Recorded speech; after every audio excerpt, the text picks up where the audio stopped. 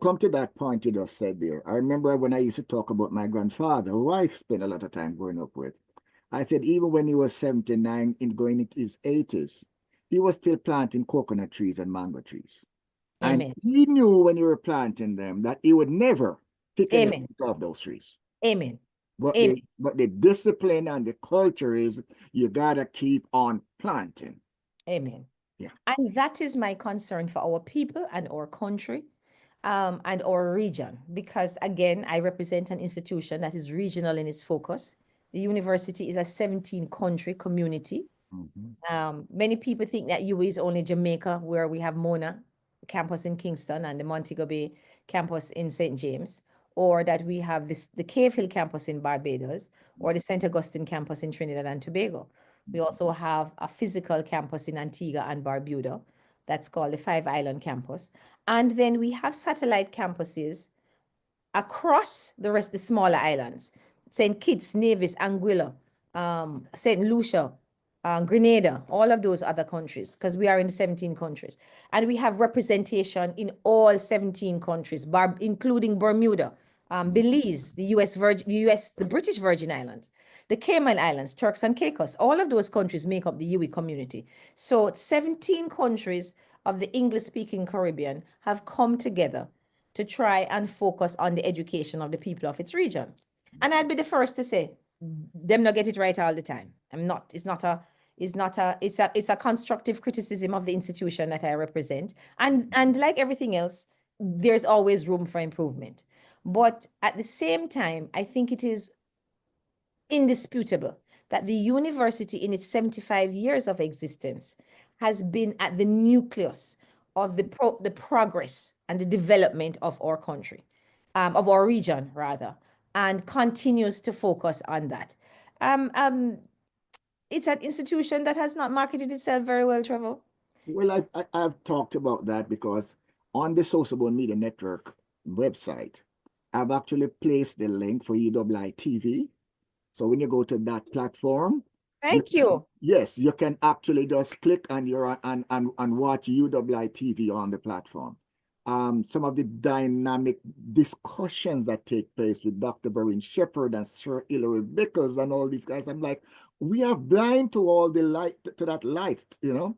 And yes, the lack of marketing is really of concern to me, Yes, it really of is. concern. It is. And And I am going to thank you for that. And I'm going to mention it today because UWI, I don't know if our people know that the University of the West, you see this climate somewhere, everybody jump up and down and chat about how that everybody has now just signed on to it's climate. all news. The University of the West Indies was, if not the first, amongst the first tertiary institution that formally and officially took climate as a concern. I mean, not talk about last week or last year. I'm talking about 50 odd years of record keeping of temperature change in sea, Mhm, in rises in things, desalination, salt level of water, mhm. wind speed, all of those things.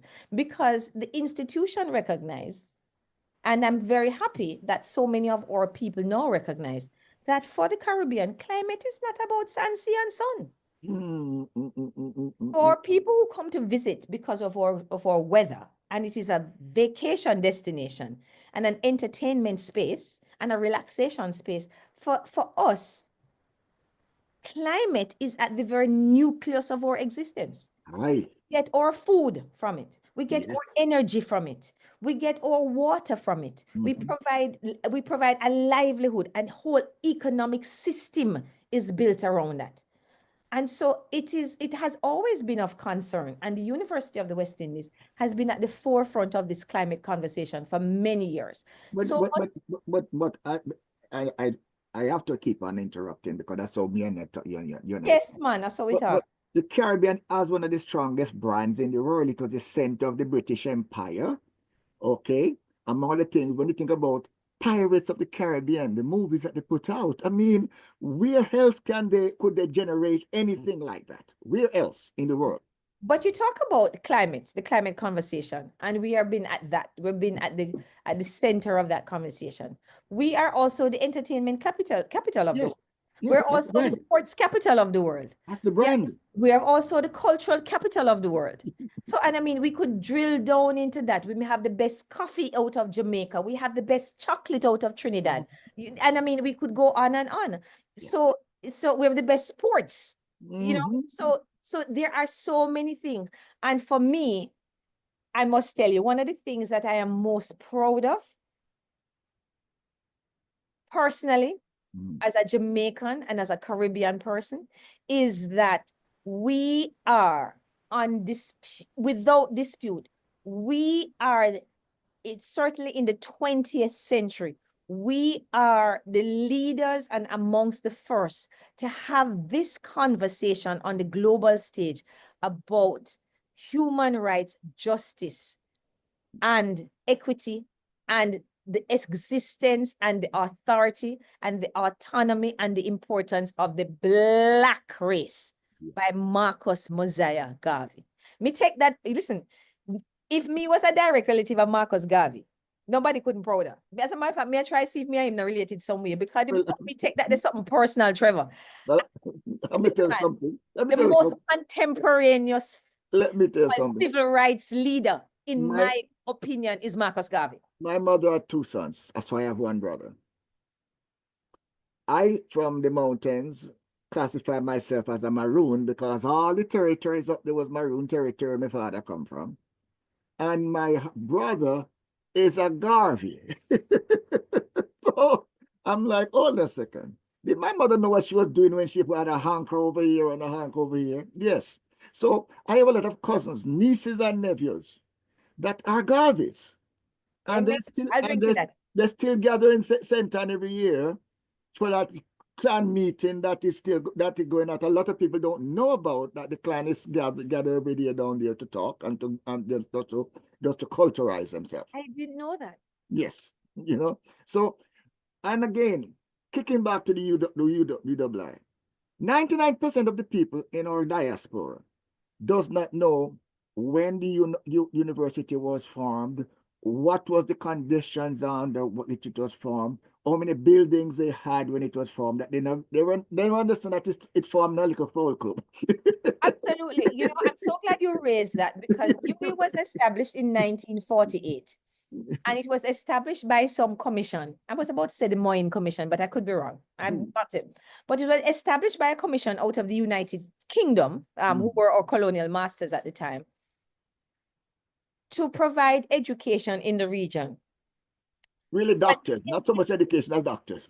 Jamaica, it's in Jamaica, not even so much the region, but Jamaica. In And Jamaica. it was established with 33 students, and the first faculty was medicine. Right. And it is important for us to understand that the primary objective of establishing the university was not about educating the people. No. That was not the mission of the colonialists. The reason that they wanted to establish a medical faculty was that there was this issue of the health of the slave population that remained at that point in time, or let's call it post-slavery. And there was a concern about the health care that was being offered. The existing population on the farms were very reluctant to engage with the white physicians that they had at the time. And obviously based on the history of maltreatment and brutality. And that there were certain conditions that were being developed based on a lifestyle that the slaves had adopted over time. They consumed a lot of sugar because that was what they were doing. They plant the sugar, they reap the sugar, they consumed the sugar for food. When it was processed into when the cane was processed into sugar, they used it not only for sweetening things, but it became food for kids to eat going to school, because that was all they had. They consumed a lot of salt. It was used to preserve meat. They never no icebox, they never no fridge and no deep freeze. Right? So these two things, plus of course the grown provisions that they farm themselves in their little plots. So they decided, let us provide a facility in which we're now going to educate some Black people who can take care of the Black population who are providing the labor to support the economies of the colonists. Simple. It was not an altruistic idea. It was not, okay, here are some people who have worked hard as slaves. They deserve an education. Let's go and educate them so that they can become, they can learn to think and they can learn new things and they can have a worldview. It wasn't like that. It was about, and that is why they chose medicine in particular. They did not choose arts and humanities. They did not choose to educate teachers, because remember, the educational system of the Europeans were well developed. They had universities and all of those things. So if they wanted to educate the natives, they could have established in their first outset a department in which, okay, well, let us train some teachers to teach the children of the slaves. No. They decided that they are going to protect their investment. So let us train some doctors to take care of the population so that we can continue to exploit the free labor and we can continue to build. That's it. They could have said, let us bring some people to no, they didn't do that. So that was their mission. 75 years later, the university, as I described, is now a regional institution. We boast about 50,000 students across the Caribbean, both full-time and part-time. And we have 8 faculties, and we represent the typical construct of some of the best universities in the world. We have competed amongst the best, given our limited resources, again, economies of scale and scope. And we have come out on top on many instances. There's a lot of work that needs to be done by the university across the campuses. Our infrastructure is older, it's crumbling in many instances. We're building new faculty buildings, and we're moving to online and many other things. But the need is great. What is important, and what I would want anybody listening to us to take away, is the passion and the interest and the desire for knowledge that Caribbean people have, and the hunger and the urgency with which they want to access knowledge and information. But them things cost money, Trevor. I know that you mentioned the money part. I would like you to just explain to them how much has been contributed, underpaid as you are, in the UWI.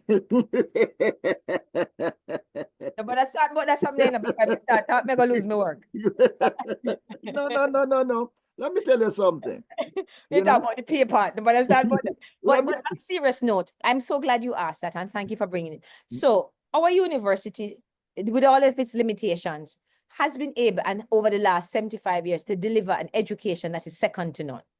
For $3,000 US, you pay 1 year's academic tuition for any picnic going to UWI, except medicine, law, engineering. And in medicine, I include nursing and the X-ray technicians and all of those people. Anything in the medical sciences is expensive. The law is expensive. So is engineering, is a lot more expensive. But for any of the social sciences, arts, humanities, teaching, and those kinds of things, $3,000 US covers your 1 whole year tuition. There are very few places on earth that you can get that quality education so cheap.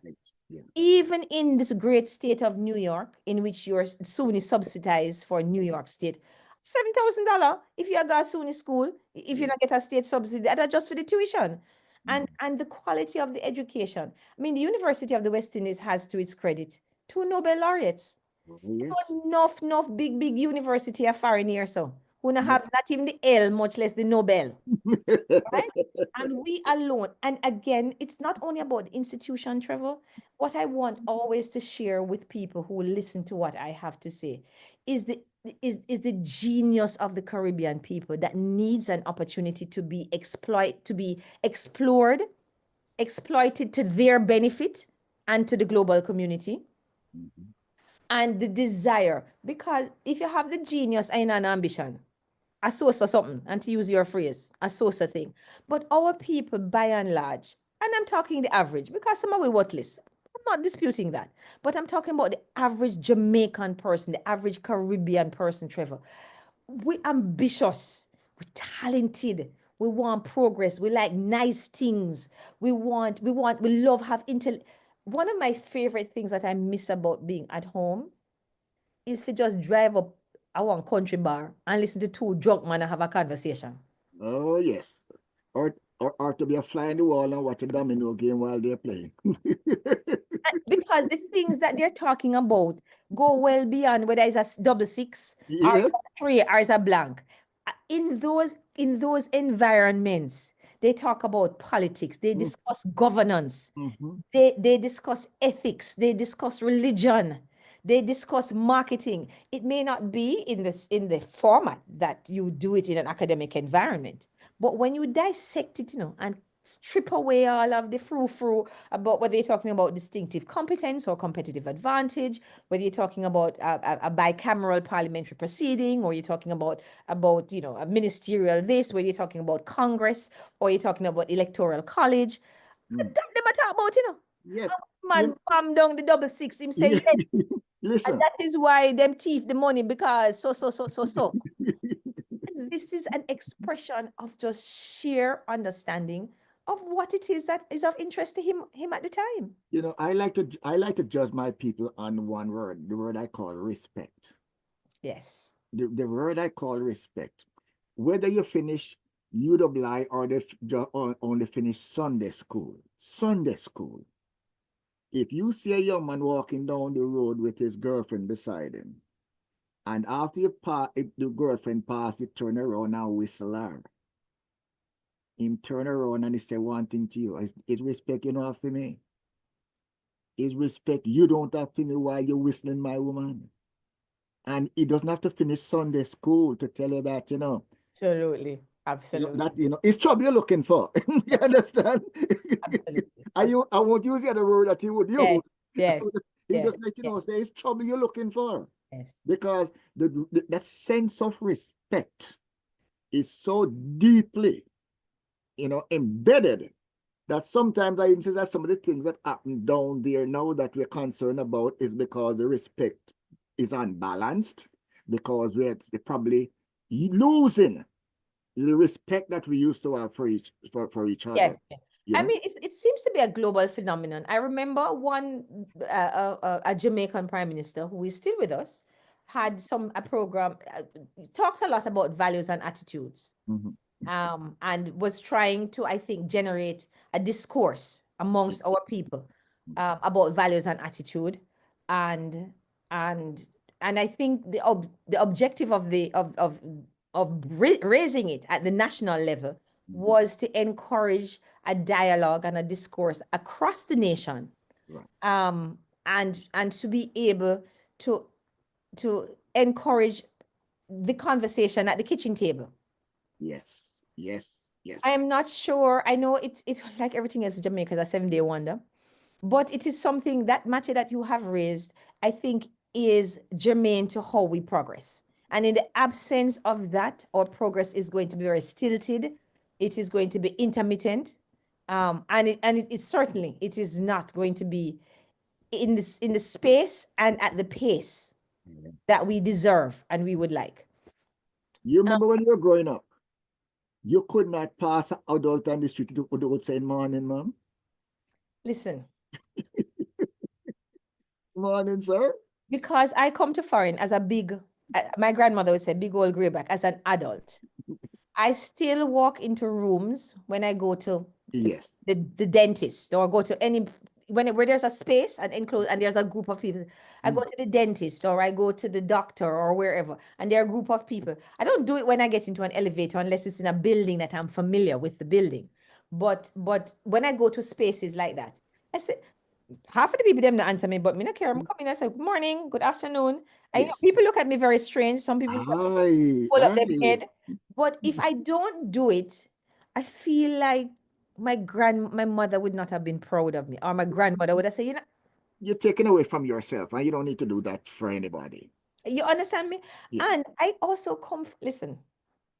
So I went to boarding school, and I grew up with a mother who could have stayed. You could, when she look on you, she could look on your own corner for listen, hello, steady up yourself. She never had to say anything. Just a look alone would, just straighten up and fly right. Right? And while I recognize that the mechanics of parenting have evolved with the times, that in my grandmother's days, the opportunity for me to stay in my around the dining table talking to you in Atlanta, wherever you may be in the world, Never existed. never existed. While I recognize that when I grew up and was watching, well, there was a cartoon that had a helper called, the show was called A Maid. We grew up with a helper, but the cartoon, Mildred. Mildred. And yes, Mildred was and they had a microwave. We later learned in life it was a microwave. I can't remember what the cartoon was, but I remember watching that along with Tom and Jerry. And we didn't imagine that Dick Tracy, the cartoon, you would know Yes. that on your Apple Watch, yes? Apple Watch, all of those things, You yes. remember Dick Tracy? All right. Yes, Dick Tracy. Exactly. And so all, Mary Worth, the Phantom, of course. I still read Blondie and those kinds of things. And we had Leandro. Leandro. Yeah, and that was the knowledge. That was the knowledge base. That was the knowledge. Okay? And of course, we don't forget the Nancy story now, And that's okay. Which, whatever we may call it, satire or fable, at the end of the day, I think is the foundation, or as a new word that I learned from a dread friend, the groundation. Or the groundation, yes. My dreadlocks friend tell me, I was telling him about foundation. He said, no, you work for a groundation. I said, no, it's a different thing. But it is a basis for so many of the things that we have now adopted as norms. Yes. And so the new normal, which is a phrase that I despise, but the fact is, it is the new normal. It is the new normal. And whether we choose to embrace it or disassociate ourselves from it, the fact is we live in the space surrounded by all of these things. And our ability to adopt or adapt to some of them is what determines our survival, and how much of what we keep that is authentic, and how much of it is something that the new look that we have taken on, or a facade, as the case may be, that we have taken on to ourselves to make us who we are now, the lenses through which we see things, and the values that we have, which takes us back to the issue of respect and the issue of values and attitudes, and what are the things that we value that makes us a people, a people who are willing to collaborate for the betterment of all, or a people who think that individualism and oppression and subjugation of one person over another determines our success or failure, as the case may be. But and again, notwithstanding the fact that we have identified lack of resources, lack of of a footprint, or being able to stay and follow the footprint, not looking to recreate the wheel, because we have, as Marcus Garvey laid out a foundation out there for us. Even at this stage, when we recognize how starved of resources we are, we still have these developed countries coming to get our teachers and our nurses to staff their countries because they don't have them. They're taking them from developing nations from the Caribbean. Well, like many things in life, there are two coins, two sides to the story, eh? Two-edged sword. I think that there has not been enough of a conversation of how activities like that can be mutually beneficial. That at the end of the day, there's a symbiotic relationship between the parties, the source, the vendor and the purchaser, or the taker and the giver, or whichever one. Or the manufacturer and the... Yeah, I believe that the global marketplace has a place for those kinds of engagements. Yes. But I believe that there needs to be a fair trade balance with that regard. No, countries like the Philippines are known for manufacturing, yes, household help, nurses, aides, etc., healthcare workers, etc., etc. Jamaica, the Caribbean, known for manufacturing on a smaller level, teachers and healthcare workers. And I do believe that our countries ought to demand a bigger part of the pie, because one, we invest in educating those people. So we have taken money out of our scarce resource to educate these individuals. Two, you can't tie them down with rope or tie strap in the country. Caribbean people have been already recorded. We already reached the number one as the most nomadic set of people on earth. Mm-hmm. We already wear that crown upon our head. Okay? And I've shared that with my friends who are from the US to say that island people in general, in no time at all, we run out of space and we we have to find somewhere else to go. So we have more than legitimate reason to have earned the right as being amongst the most nomadic people on earth. Because after a while, we can't go. The land. But it adds to our reputation of independence. It adds to our reputation. We're not gonna stay like the frog in the water when the water start getting warm. You and get boiled. All right. No, we jumping out and we gone. So it's part, not only that, it's part of our curiosity, and really and truly, from my perspective, it's part of our intelligentsia. It is part of that. Again, I go back to the intelligent pool that we have, the ambition pool that we have, the hardworking, determined, dedicated pool that we have for progress and for self-development and for empowerment and for advancement as a people, as a person. And so we're always looking out to see what else can we do, where else can we go, how can we progress, how can we develop, how can we advance. And all of that is part of the DNA structure of who we are as a people. So so I don't have a problem if it is, since you can't tie us down with tie strap or our chain, that yes, we're going to want to go someplace where there are better opportunities. There are, we can provide for our families in a better, provide them with better opportunities for life and livelihood, etc., etc. But for small nations like ours, after we have educated you and spending money as you got teachers college or nursing school or university, there must be something when you will deliberately and intentionally come and recruit.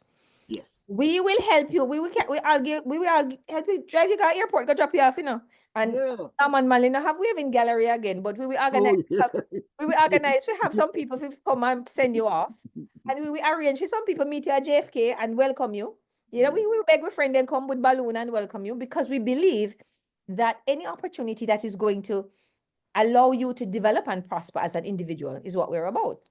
But when you come as government, and you come with legitimacy and the authority of our government, how do you put back, how do you pour into our community so that there can be a throughput of other young, ambitious, talented, or even old somebody like we who want to be able to have access to that education? And that is my challenge with it. And the question therefore is, should the government have set up a union for workers who are being recruited out of the country, so that when they walk in, there's a minimum that you're going base that you're going to start, which puts that feeds back into the lake, okay? Because the structure is, whether it is a union or a governing body, a committee, a watch group. Yes, some sort of a policy, though. I do believe that the governments, the participating governments, ought to formalize. Yes, formalize. In a very concrete way, and in a smart way. It must be specific, it must be measurable, it must be time-bound. That's a point. And it must be realistic in terms of its impact. And it must be smarter. Not only smart, it must be smarter, because there must be evaluation and review. Yes. And I say that because you asked yourself the question, when one of our nurses goes to the US, and one goes to Canada, and one goes to the UK, are they all on par? Compensation-wise? No, and we need to be careful, because there are different economies. Right, by and large, different economies with different prevailing conditions over which you have no control. And one of the things we have to understand is that you have to accept the things you cannot change and work on the things that you can change. And so the focus has got to be on the prevailing local laws in the different jurisdictions are different. The cost of living in a New York is different from the cost of living in a Wyoming. And so, you're not going to get that sort of parity. That's just within the United States in and of itself. Canada has a very, very strong social fabric for its society that guarantees certain, what I call social determinants that the United States doesn't have. And theirs is very similar to that of the UK. There are two countries that have strong social determinants that guarantee citizens some specific social services and outcomes that the United States, with all of its number one economy and blah and blah, doesn't have.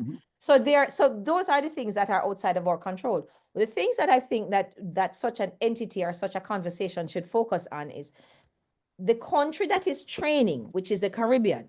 Why are you? Well, what is it that you're giving us back? Well, that's a parity I'm really looking at. Yes, and that's that's a parity that is a supply, is driven by supply and demand. Okay, we have 200, and you like to get a slice of that pie. Are you gonna slice that pizza? Well, every slice of the pizza is the same price where we are concerned. So if there is a compensation that has to come to us, if Canada, UK, and the US are gonna pay the same amount. Absolutely, because remember, the determinant in my mind, and again, I haven't thought this through because we just started to talk about it.